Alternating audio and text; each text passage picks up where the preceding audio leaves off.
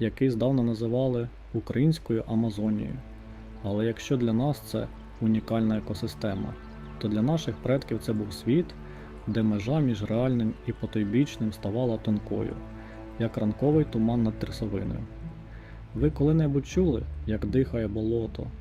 Це не просто звуки води, це ритм, від якого стає моторошно. Сьогодні ми не будемо розповідати казки біля багаття.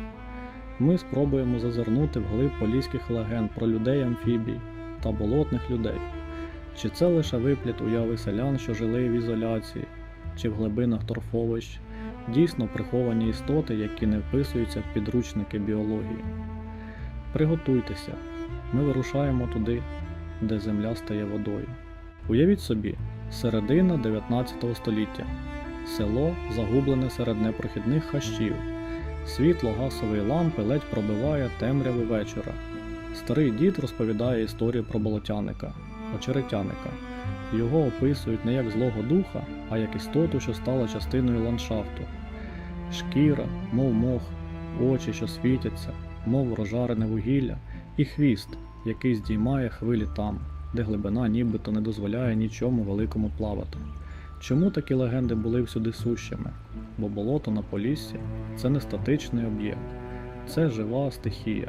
Воно видає звуки, воно булькає газами, воно забирає тих, хто не знає стежок. Легенда про болотяника – це був спосіб вижити. Це була форма соціального контролю. Не ходи туди, бо там живе господар, який забере тебе в безодню. Але чи була це лише метафора? Чи міг хтось реально бачити істот, які виглядали як люди, але жили у воді? Але відкинемо міфи. Поговоримо про науку. Є таке поняття – болотні люди. Це не монстри, це мумії. Полісся має унікальний хімічний склад ґрунту. Торф і сфагнум створюють середовище, де немає кисню, зате є дубильні речовини. Коли тіло людини потрапляє в таке болото, воно не розкладається, воно консервується. Уявіть реакцію селянина 100 років тому, який, копаючи торф, натрапляє на людину. Шкіра темна, як кора дуба, риси обличчя збереглися, але вони виглядають інакше. Для людей того часу це не був археологічний артефакт, це був доказ. Доказ того, що під водою існує ціле плем'я, яке живе там віками, яке дихає болотом, а не повітрям. Це був жах, що став реальністю. І ось тут, на стику археології та страху, народжувалися легенди про тих, хто ніколи не вмирав, а просто пішов під воду. Але як щодо людей-амфібій? Історії про тих, хто виходив на берег, щоб налякати рибалок. У фольклорі ми знаходимо описи дивних водяних. Сучасні дослідники мають кілька пояснень. Перше – це рідкісні генетичні та дерматологічні хвороби, наприклад, іхтіоз, при якому шкіра вкривається лускою.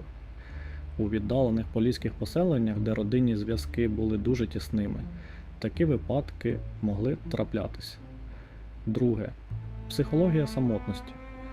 Поліський мисливець, який проводить тижні наодинці з природою, у стані втоми та гіпоксії, здатний побачити те, чого немає.